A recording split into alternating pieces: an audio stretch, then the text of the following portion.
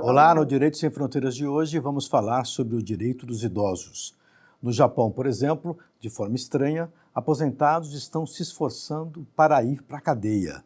Entre as causas apontadas, pobreza e solidão. A ONU tem um plano internacional para os mais velhos. Mas será que isso é suficiente? Antes de entrarmos no assunto, vamos à reportagem.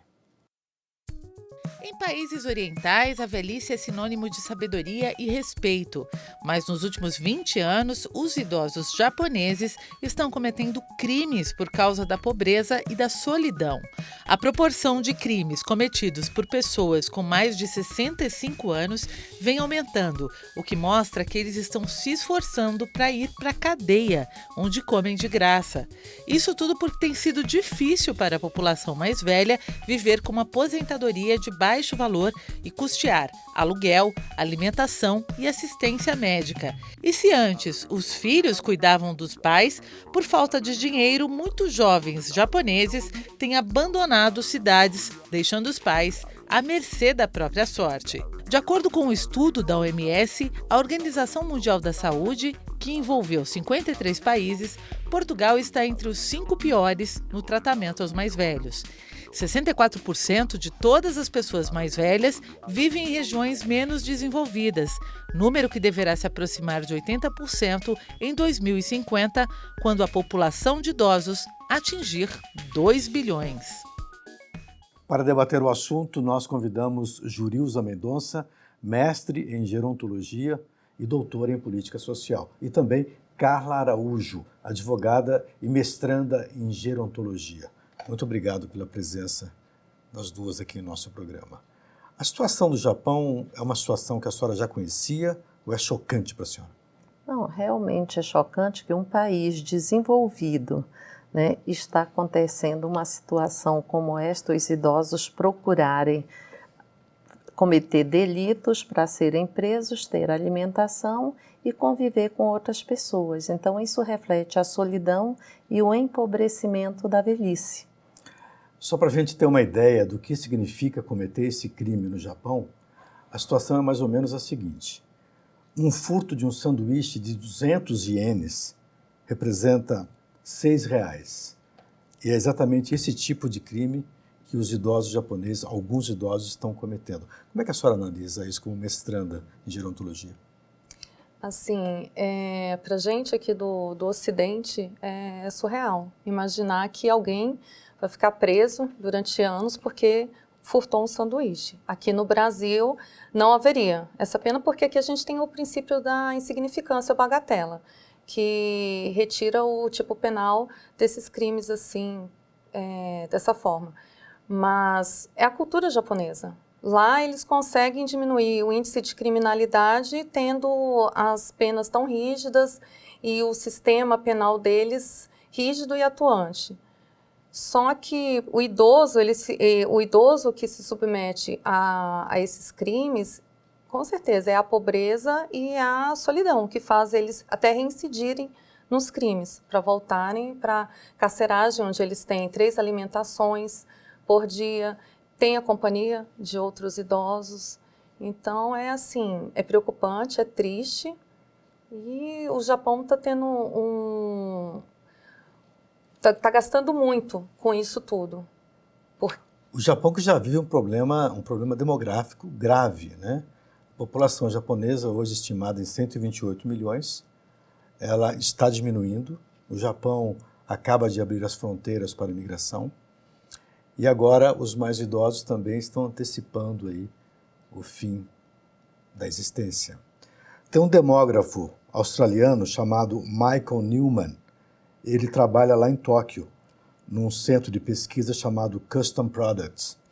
E ele fez um relatório em 2016, dizendo o seguinte, que tem um exemplo de um idoso que foi para a cadeia por ter roubado um vidro de pimenta de R$12, mais ou menos. Isso equivale a alguns ienes, pouco mais de 12 ienes. E ele diz que esse idoso foi reincidente.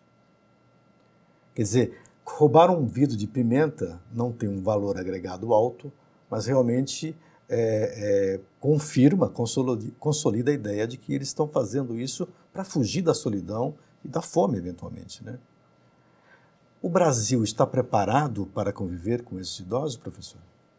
Realmente o nosso país não está preparado. De acordo com a PNAD 2017, já somos 30 milhões e meio de pessoas com 60 anos e mais de idade.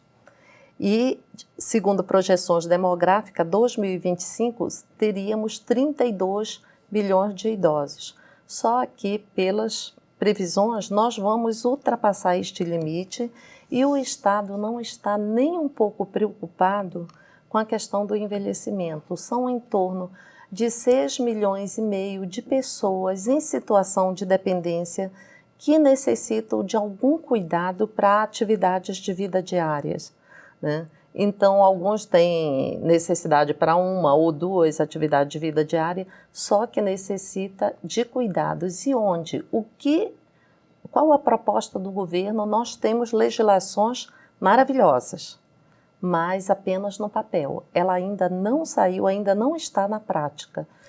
E o momento em que o Brasil também vai descrevendo uma curva para se tornar um país de pessoas mais velhas, como o próprio resultado da pesquisa do PNAD revelou, nós teremos aí em 2030 talvez 45, 50 milhões de idosos acima de 60 anos. O que fazer, professor? Então, o Brasil, como os pesquisadores já falaram, ele vai envelhecer antes de enriquecer. Então, Diferente do Japão. Exatamente, que aqui a gente está envelhecendo antes de enriquecer.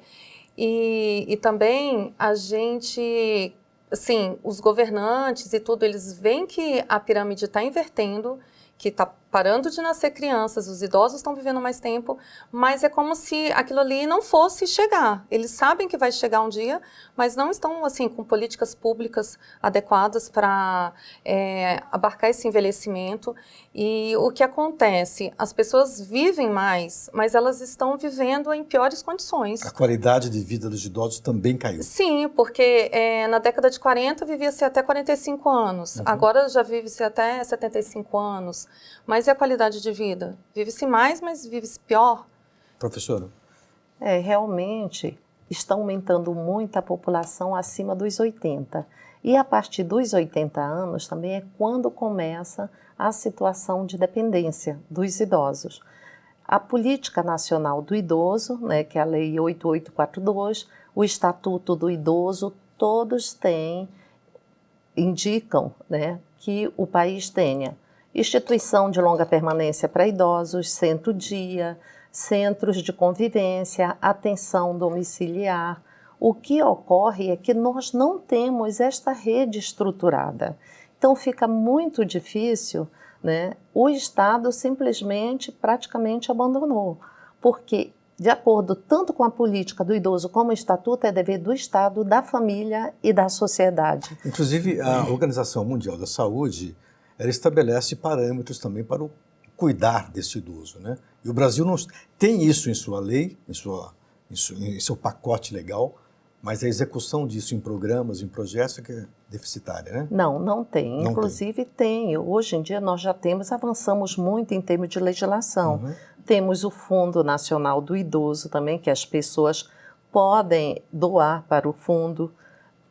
Tem muito dinheiro nesse fundo hoje, professor? Olha, sinceramente, eu soube que teria em torno de 50 milhões. 50 milhões. Eu acho que se realmente tiver, dá para fazer muita coisa, tá? Porque houve uma época na Secretaria de Direitos Humanos em que, com 4 milhões de reais, foram implantados 19 centros de prevenção à violência contra a pessoa idosa.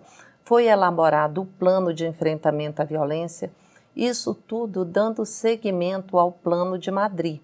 Portugal é mencionado nesse relatório da Organização Mundial da Saúde, está aí entre os 6 piores países a cuidar dos idosos. Esta herança de Portugal teria alguma implicação com a nossa atitude hoje em relação aos idosos? Acho que nós aprendemos alguma coisa ou não aprendemos direito? Bom, nessa classificação aí, o Brasil é o 58º. 58º? Oitavo. O que é preocupante em Portugal é porque aqui a gente ainda tem o Estatuto do Idoso, em 88 na Constituição já foi mencionado os idosos, tanto no artigo 203 como 230 e tal. E em Portugal, por exemplo, a Comissão lá de Defesa dos Idosos é uma associação popular, não é um órgão vinculado ao governo. É uma política pública. Não é uma política pública, são pessoas, iniciativa popular, para criar a comissão para tentar melhorar a vida dos idosos. Agora, é curioso isso, porque tem muitos aposentados brasileiros que estão indo para Portugal. Porque Portugal favorece a entrada de aposentados que têm uma pensão garantida para viver lá no país. Mas sem uma política de apoio, de cuidados ao idoso, pode ser uma grande armadilha, né, professor? Olha, isso vai muito da renda. Aqui eu conheço uma instituição em Braga, uma residência para idosos, é como se fosse um hotel 5 estrelas. Mas é particular, E lá né? já tem 5 brasileiros morando nessa instituição. Quer dizer, lá eles pagam em torno de 2.000 euros. Isso vai dar 2.500 euros, 10 mil reais. Aqui, uma instituição nesse padrão, você não vai pagar menos de 20 mil reais. Quer dizer, para quem tivesse, então, uma renda razoável, caso estivesse morando em Portugal, poderia eventualmente se servir desse projeto, né? Sim. Mas não é uma boa alternativa, né, professora? Não. O ideal é que a família cuide, fique próximo dos entes queridos, não é? Inclusive, o ano passado, em Portugal, teve uma conferência que foi presidida, foi uma médica, diretora do hospital em Porto, que foi a mentora dessa conferência sobre políticas públicas para os idosos em Portugal. E estavam presentes juristas, médicos, estudantes e pouca representatividade do governo português. No Japão, voltando a falar um pouquinho do Japão, além dessa questão dos idosos que estão cometendo crimes para irem para a cadeia e terem mais companhia e uma alimentação completa, há a questão daqueles que estão decepcionados com a vida, né? Uma alta taxa de suicídio. Como que a senhora analisa isso, professor? Veja só, por isso que é muito importante você ter uma rede de serviços estruturados, porque o Centro de Convivência para Idosos é um espaço onde o idoso estimula a sua capacidade social, as relações sociais, a atividade física. Isso tudo traz um bem-estar. Traz um bem-estar. Então, e essas relações, porque essa questão do isolamento, primeiro, a mulher saiu para o mercado de trabalho e muitas vezes a família não tem como cuidar, né? Porque saiu de casa e isso são os avanços. Só que, veja, o idoso, se ele tem esse círculo, essas atividades, o que eu vejo na Espanha, você chega na Espanha, as praças são cheias de idosos. Aqui, com essa insegurança, o problema da segurança pública, que deixa muito a desejar, como nós vamos colocar os idosos nas praças, até mesmo nas entrequadras? Nós vamos comentar essa questão da Espanha e da insegurança do Brasil no segundo bloco. Não vai embora, voltamos já.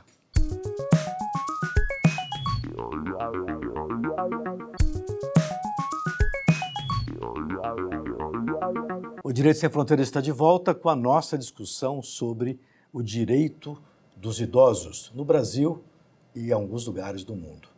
A senhora mencionava a Espanha. A senhora estudou lá, fez doutorado na Espanha, na Grande Madrid. Qual é a diferença que a senhora viu entre a Espanha e o Brasil? Olha, a Espanha, nós temos legislações que estão no papel, não na prática. Lá, desde 2006, começou a ser implantada em 2007 a lei da dependência, né? Esta lei da dependência, eles têm serviços em residências, centro-dia, atenção domiciliar e a teleassistência. Isso é público? Público. Só que assim, público, mas a pessoa, no momento que ela usa, ela contribui. Se ela está em uma residência, ela tem uma renda de 1.000 euros, ela deixa 800 euros na instituição e fica com 200 euros. Mas ela tem uma instituição onde tem um serviço interdisciplinar, com terapeuta ocupacional, fisioterapeuta, médico, enfermeira, nutricionista. Então, é um trabalho realmente para estimular. E 80% das pessoas institucionalizadas na Espanha né, e que tem também algum tipo de serviço, desse tipo de serviço para dependência, são pessoas com demência, Alzheimer ou outros tipos de demência. Perfeito. E no Brasil, que tipo de análise que nós podemos fazer a partir do Estatuto do Idoso de 2003? Bom, o Estatuto é lindo.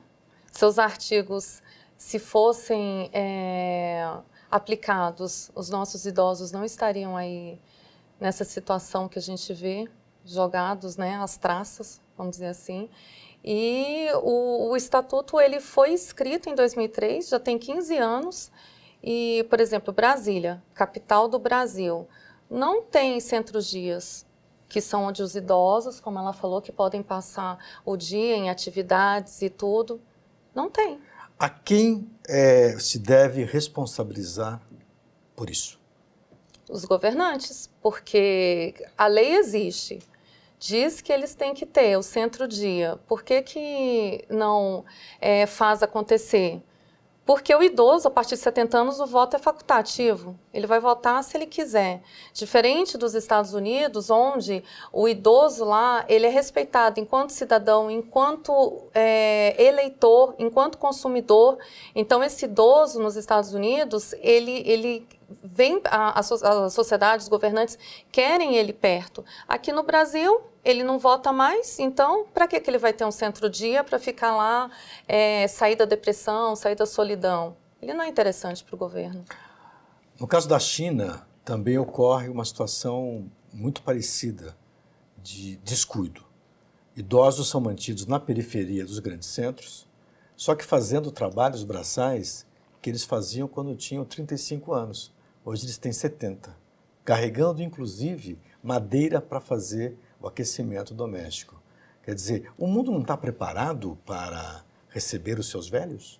Veja só, quando pensa, a população está envelhecendo, como agora nós estamos passando um processo, né, isso desde 1990, né, de reforma da Previdência. Vamos colocar o benefício de prestação continuada também, que está no bojo da reforma, só que ele não é um benefício, não é da Previdência, ele é um benefício constitucional e assistencial. Então, ele não deveria estar nesse bojo, porque veja só, o idoso, ele tem municípios, 3.800, se eu não me engano, 75 municípios brasileiros, a renda da Previdência é muito maior do que do fundo municipal, do fundo participativo do município, né? Então você vê, os idosos, nós não podemos vê-lo só como um peso para a sociedade, porque esses serviços que oferecem para os idosos, eles também vão gerar emprego e renda, né? Então ele dá um retorno,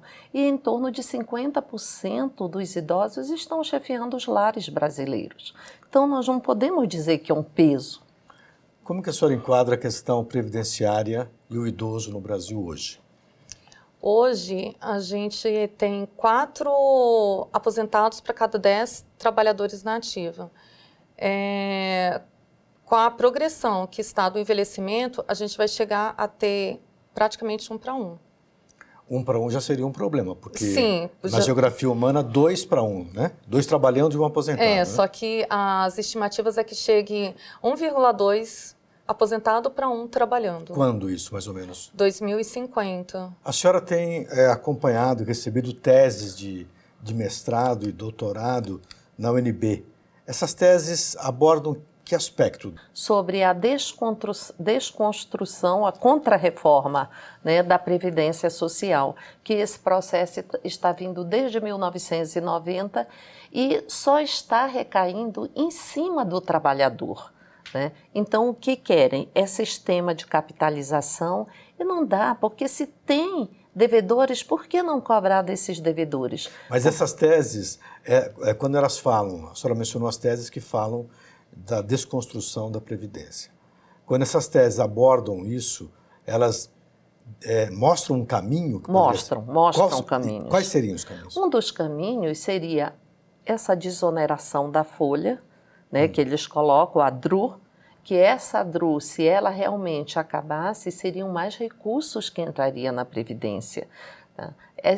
Outra alternativa seria cobrar os devedores. Se os devedores pagassem a Previdência, nós estaríamos bem. Seriam mais equitativa, porque eu acho assim, nós temos que pensar também, não só porque ela está contribuindo muito para os ricos ficarem cada vez mais ricos. Agora, por que não se cobra? Por que não se cobra esse débito, juridicamente falando? Qual é o impedimento disso? Eles colocam sempre que a culpa é de quem não contribuiu e está tendo que receber, né, a aposentadoria sem ter contribuído 30 anos. Sim. Então, eles querem sempre, porque é quem menos vai reclamar, né? Quem menos tem voz. Que tipo de abatimento psicológico, emocional, essa comunidade de idosos, uma comunidade que cresce a cada ano no Brasil, está demonstrando hoje? Como está reagindo, professor? Veja, estão muito preocupados, principalmente os idosos que recebem benefício de prestação continuada, que a tendência é desvincular do salário mínimo, né? O salário mínimo nosso já é baixo, né? Sabemos que as coisas aqui, a inflação não está também às maravilhas. E que alternativa essas pessoas têm? Então, se você tem, pelo menos, uma forma de estruturar essa rede de serviços, se os idosos tiverem serviço, imagine um idoso dependente, o que ele, para ficar em casa, a família precisa trabalhar, ele precisa de uma empregada doméstica para cuidar da casa, do cuidador do dia, do cuidador da noite, do cuidador do final de semana. Quem vai arcar? Quem ganha até mesmo uma renda de R$10.000 é pesado. Agora, se o governo apoiar junto com a sociedade e junto, né, as famílias, aí o cenário seria totalmente diferente. Porque o idoso, tudo bem, ele vai e passa o centro-dia, né, o idoso com alguma dependência, pode ser moderada ou grave. O Estado de São Paulo, inclusive, já implantou vários centros-dias, mas para atender os idosos com dependência moderada. Então, uma dependência mais grave, isso tudo é muito complicado. Então, eles no centro-dia, ele tem uma renda, ele também contribui. Ele contribui o Estado. Então, o resultado seria muito melhor, né, para toda a sociedade. Nós falamos no programa sobre a questão da delinquência de idosos no Japão e este ano foi lançado um filme em que aparece um idoso norte-americano, um filme dirigido por Clint Eastwood, e ele se transforma aos 90 anos em uma mula transportando drogas de uma cidade a outra dos Estados Unidos. Esse quadro, sendo um quadro pintado nos Estados Unidos, ele poderia servir de base para um desequilíbrio total do mundo inteiro? Pessoas mais idosas indo para a criminalidade pela sobrevivência? Sim, e infelizmente a gente tem uma diferença muito grande do idoso em países desenvolvidos e idosos em países subdesenvolvidos e em desenvolvimento, igual o Brasil. Agora, esse filme aí retrata o que infelizmente acontece, com os idosos tendo que complementar a sua renda de forma ilícita. O que nós poderíamos fazer assim, professor, se pudéssemos começar amanhã um projeto para resgatar a dignidade da comunidade mais idosa? O que a senhora pensa, por exemplo? Veja só, em 2015 foi aprovada a Convenção Interamericana de Proteção dos Direitos da Pessoa Idosa. O que quer dizer esta convenção? Ela é um documento juridicamente vinculante. Então, todos os países devem segui-la. No entanto, o Brasil foi um dos primeiros a assinar, mas até o momento não foi ratificada. Se nós colocássemos em prática, porque não dá, digamos assim, eu quero fazer sozinha como sociedade, e também não dá para deixar todo o peso para o Estado, mas se unir esforços, é possível proporcionar um atendimento ao idoso com uma rede ampla de serviços. Na Espanha, você vê, em 2014, eram 1.200.000 pessoas em situação de dependência. 400.000 tinham algum tipo de atendimento. Eles têm a teleassistência, o centro-dia, tudo estruturado nas comunidades. Se um idoso passa mal lá em Taguatinga, ele vai ser atendido no Centro-Dia de Taguatinga, no CRAS, e tendo toda essa infraestrutura ou de teleassistência de Centro-Dia, instituição de longa permanência. Mas funciona isso bem no Brasil? Não, não funciona. Se tivesse, né? Okay. Porque a Espanha, além disso, ela tem uns centros dos aposentados e pensionistas, que assim, é incrível. Não é muito complicado montar isso? Não é complicado. Inclusive, no Brasil, as associações na área do idoso ainda precisam ser mais, se fortalecer. Elas precisam de um fortalecimento maior, porque quem luta mais pelas questões previdenciárias são as associações de aposentados e pensionistas, tem a COBAP e outras mais. Perfeito. Né? Só que eles também não olham para a questão do idoso em si. Na época do fator previdenciário, se eles lutassem por serviços, seria muito melhor do que lutar por um fator que ia incidir muito pouco na renda do idoso. O que fazer para mudarmos essa situação a partir de amanhã, professora? A partir de amanhã, colocarem as leis em prática. Começar a aplicar realmente o Estatuto do Idoso. O idoso parar de ser invisível para a sociedade, porque é o que está acontecendo. Então, se as leis são ótimas, mas elas precisam serem aplicadas no Brasil. Perfeito. Felizmente, chegamos ao final do nosso programa. Muito obrigado pela presença. Obrigado a você também que nos acompanhou. Veja a nossa programação no site da TV Justiça e também no nosso canal no YouTube. Nosso e-mail é direitossemfronteiras@stf.jus.br. Um abraço e até a próxima.